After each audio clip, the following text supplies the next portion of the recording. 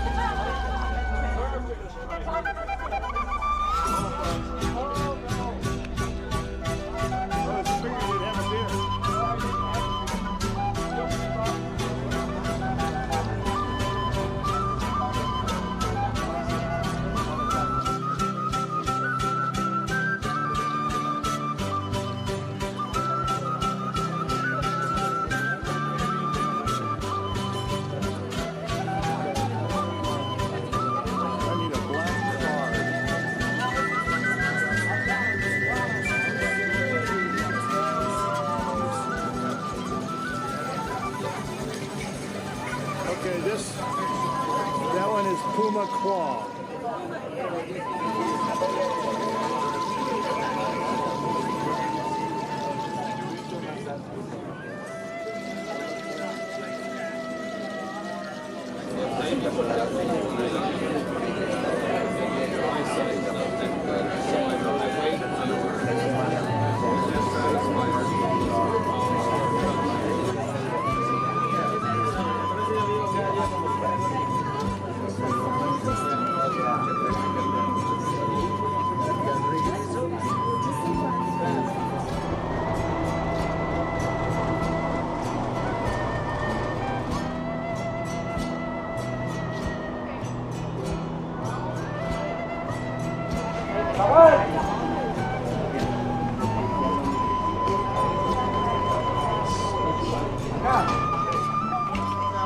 Hopefully we get a little bit of time when we get back. I'd like to make pickups.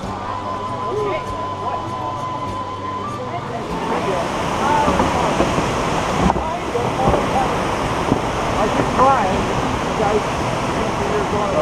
Muy importante. Yeah.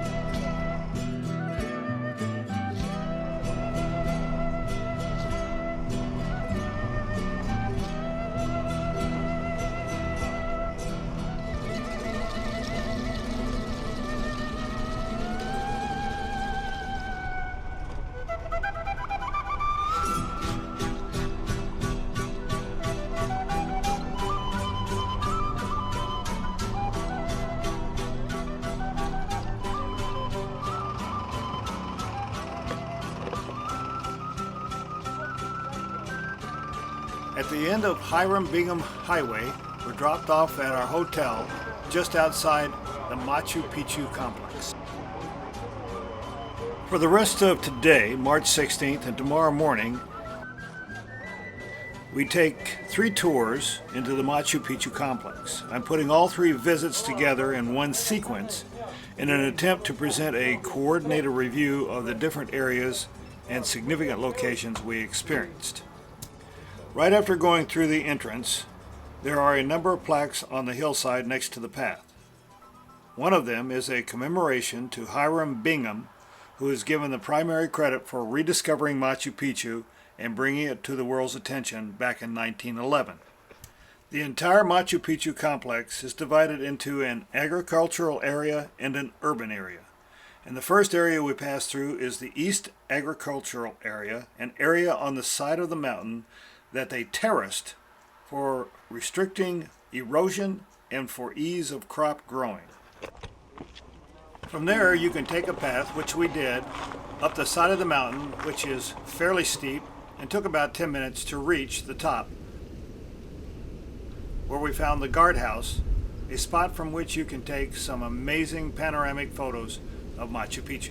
Just behind the guard shack is the Ceremonial Rock, and As is the case with all of Machu Picchu, the actual purpose for use of the different structures is highly speculative because the Inca left no written records from that period.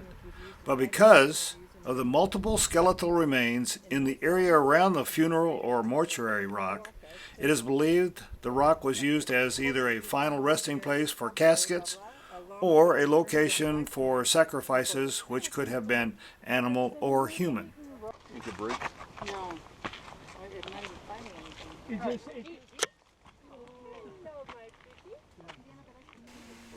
Beyond the Ceremonial Rock, there's a path which leads around the mountain to the Inca Bridge. We are momentarily stopped by a couple of llamas. You scratching them?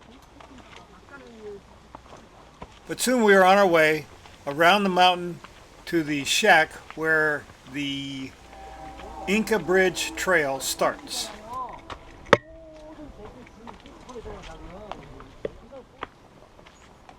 After signing in at the shack so that they know who's out there on the trail, we proceed on towards the Inca Bridge.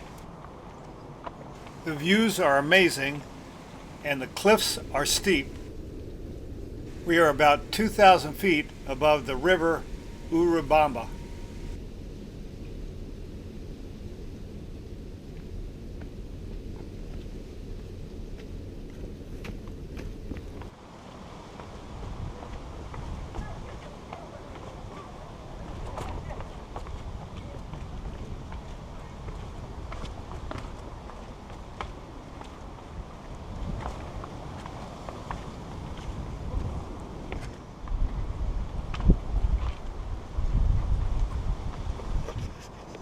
We get as close as we are allowed to the bridge and we take a few pictures and then start our trek back to the urban area.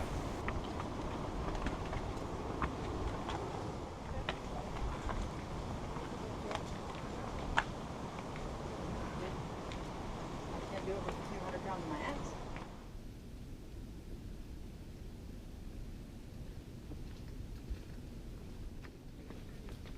Keep going. Just keep going, okay? Keep on trucking.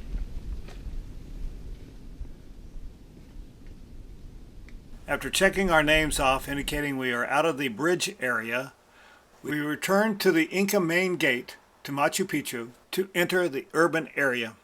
This entire developed area is the urban area. All the religious, astronomical, industrial, and residential areas are here. After passing through the main gate, we pass a number of dwellings thought to be the royal housing area. The way I get you in the video.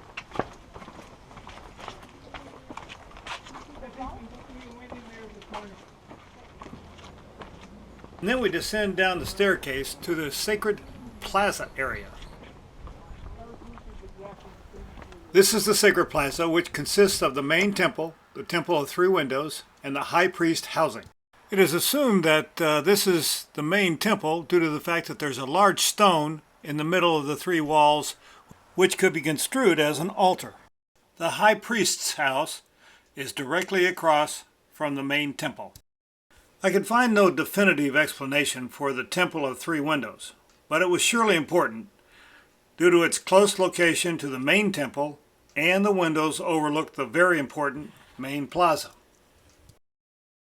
Intihuatana. Again, there is only speculation as to the specific purpose of this area, possibly religious, probably astronomical in nature. The four corners point northeast, south, and west. At the opposite end of the urban area is the sacred rock. For the Incas, the peaks of the surrounding mountains possessed divine powers of protection. The sacred rock follows the outline of some of these surrounding mountains, therefore attained religious significance. Outside of the urban area, behind the sacred rock, is the peak called Huayna Picchu, or Young Peak. It is found in practically every panoramic photo of Machu Picchu, and if you wish to climb this iconic hill or mountain, you need to pre-purchase a ticket. Most of my research sources agreed that the main plaza area was a place for all inhabitants to gather for large festivals or ceremonies. It was also a convenient way to separate the upper class from the lower class. Although the group of three doors is touted as something to be seen, the general consensus is they were just three doors to possibly a supply area or housing area. Nothing more, but again, no one knows. Due to the fact that the Incas had virgins figure into a significant part of their religious beliefs, and that in this dwelling most of the skeletal remains found were that of women, historians surmise that this is where the virgins were probably housed. The Palace of the Princess, or Nusta's bedroom. The Tower of the Sun. The sun was also a very significant part of the Inca religious beliefs. It is probably because the sun was necessary for growing crops. Inca kings were identified with the sun god, but this could have been for political expediency because Inca kings obviously could not control the sun. And immediately underneath the Sun Temple is a well-manicured cave called the Royal Tomb. It's believed to have been a mausoleum for the aristocracy. Directly next to the Sun Temple and Royal Tomb is an exceptional example of the Incas' ability to develop a water system. Not only did this supply water, but as was the case with most of which the Inca dealt with, the fountains were of high spiritual and sacred value. Most revered of all was the god of water, Pariakaka, and the fountains afforded a location where the Inca could pay homage. From there, I hiked over to the residential area. From what I could glean from the research I did is that the residential area was generally not of significant importance. The lower class lived and worked in this area.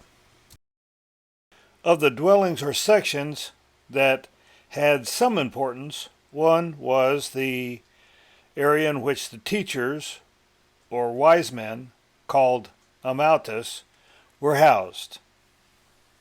Another is a dwelling called espejos de agua, or water mirrors, in which there are two stone-carved bowls, which when filled with water offer a reflection, and it is hypothesized that the reflections were possibly used to study the heavens. The most significant of the residential area is the Temple of the Condor. To the Inca, the condor was a sacred symbol.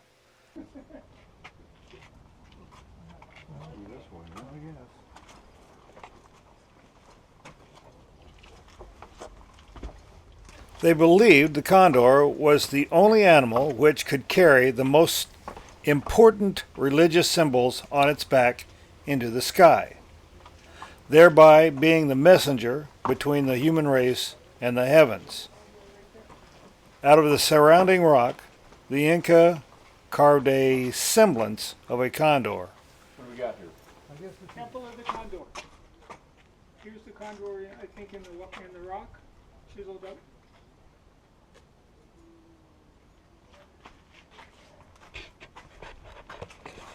Okay,